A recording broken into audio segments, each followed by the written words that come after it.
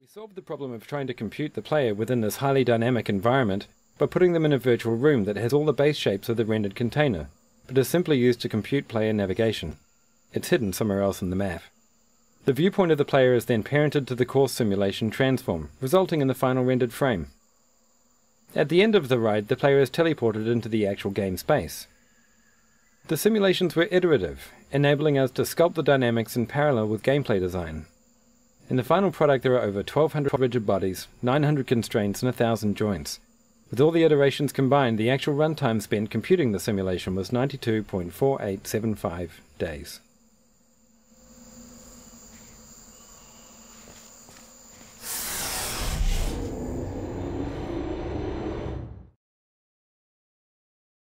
If you feel liquid running down your neck, relax, lie on your back, and apply immediate pressure to your temples.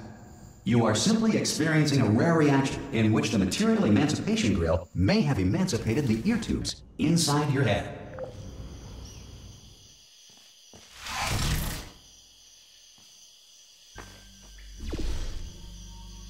This room is meant to teach players the fundamentals of portals, connecting them to two places in the world. As the blue portal moves around the world, the orange stays rooted. In the original portal, this room had these portals moving by themselves on a timer.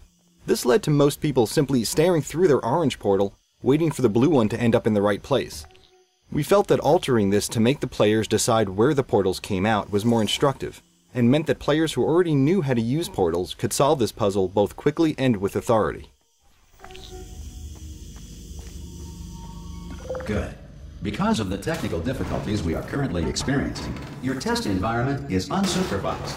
Before re-entering a relaxation vault at the conclusion of testing, please take a moment to write down the results of your test. An Aperture Science Reintegration Associate will revive you for an interview when society has been rebuilt. If the Earth is currently governed by a manner of animal king, sentient cloud, or other governing body that either refuses to or is incapable of listening to reason,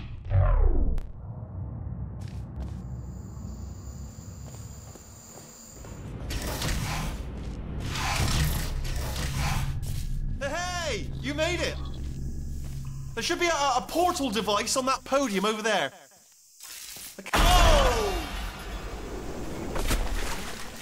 Hello? Can you see the portal gun? Also, are you alive? That's important. Should have asked that first. Do you know what I'm going to do? I'm going to work on the assumption that you're still alive, and I'm just going to wait for you up ahead. I'll wait 1 hour, then I'll come back. And assuming I can locate your dead body, I'll bury you. Alright? Brilliant. Go team! See you in an hour. We thought of making a whole new character for Portal 2, but we didn't want to lose the relationship between GLaDOS and Chill that began in Portal 1. Once we decided to stay with Chill, we wanted to improve her look, updating her leg springs and jumpsuit to have a more functional design.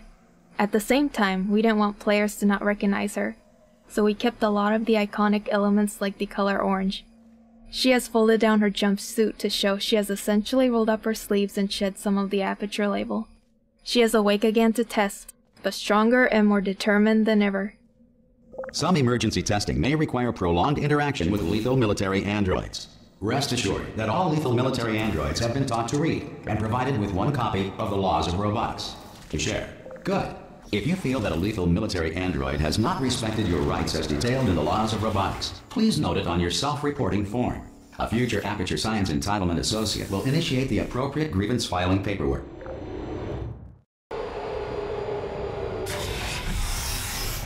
This next test is very dangerous. To help you remain tranquil in the face of almost certain death, Smooth Jazz will be deployed in 3, 2, 1. This map was one of the first of the older Portal maps that we beat up and decayed to bind the two games together. The Smooth Jazz joke is probably the oldest one in the game. The team discovered through playtesting that Smooth Jazz was funny to all ages, genders, and cultures. Starting out in the ruins of the test chambers from the first Portal was our goal pretty much from day one. We wanted to give players a sense of nostalgia for what they had played, but also make it very clear that things had changed. Not only in a fictional sense, but in a graphical one as well. We needed to bridge the gap between the first game's simpler art assets and the much more complex look of Portal 2.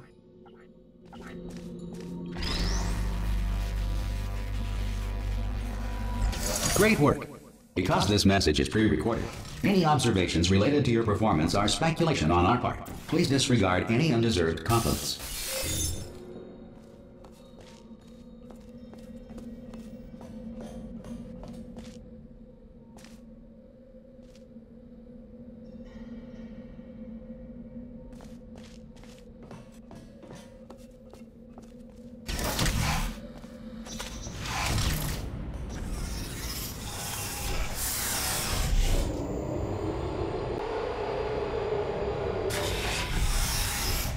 If the Enrichment Center is currently being bombarded with fireballs, meteorites, or other objects from space, please avoid unsheltered testing areas wherever a lack of shelter from space debris does not appear to be a deliberate part of the test.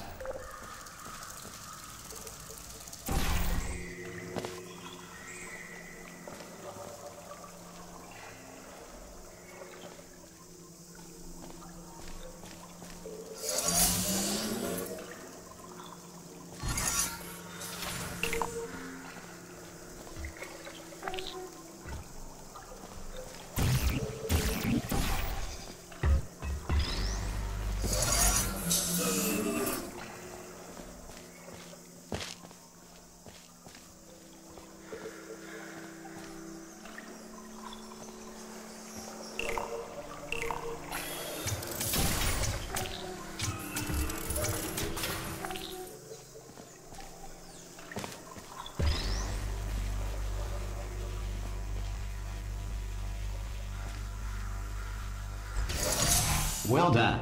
The Enrichment Center reminds you that although circumstances may appear bleak, you are not alone. All Aperture Science personality constructs will remain functional in apocalyptic, low-power environments of as few as 1.1 volts.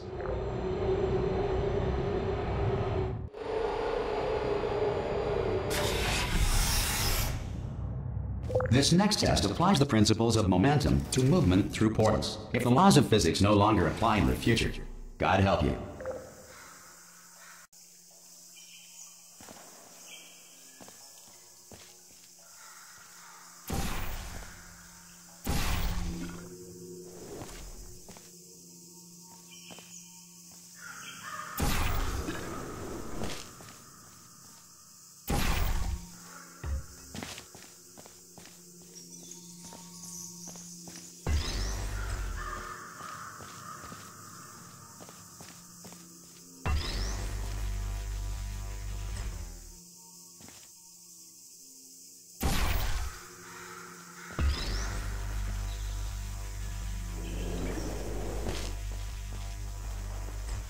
If you are a non-employee who has discovered this... Much of the fun in Portal is based on the joy of the aha moment when you learn something new. The game needs a very specific pacing to ensure these moments. If things are too easy, then you're robbed of that moment since it feels like you didn't accomplish anything. If it's too hard, then players feel stupid instead of smart when they finally realize that one small part of the puzzle that they were missing. Unfortunately, trying to create that delicate balance leads to a lot of shuffling of levels and a lot of revisions and tweaks to existing levels. When we started the project, making any big structural change in a level, or the order of levels, would lead to hours or even days of busy work, trying to reconnect things and make sure they lined up again. If we ever wanted to ship something the size of Portal, with the finely tuned balance we desired, then we needed a way to be able to make the big changes to the layout of the game, without paying the cost of making everything line up again. We needed a way to bend space. We needed to think with portals. Using portals to connect different areas in the world, we could make any type of impossible space work out. You could look through a hallway into the next room, but the hallway might be on the other side of the map, and the room you were looking into might be in a completely different orientation. We could seamlessly insert an elevator, a huge expansive vista, a room that was bigger on the inside than the outside, or even create an infinite fall by connecting a shaft back into itself. Soon every connection between any space was a portal. We could even switch them on the fly. Even a simple door worked like the cartoons, just a facade painted on a wall that seamlessly opened somewhere else entirely. Once the game settled down, we were able to finalize our path and remove all the world portals. There's only one impossible space left in the whole game. See if we can figure out where it is.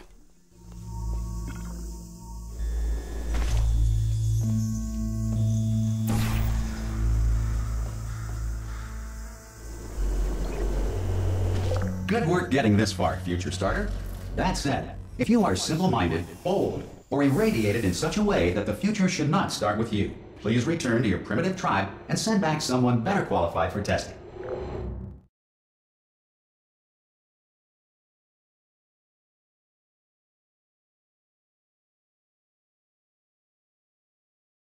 To ensure that sufficient power remains for core testing protocols, all safety devices have been disabled.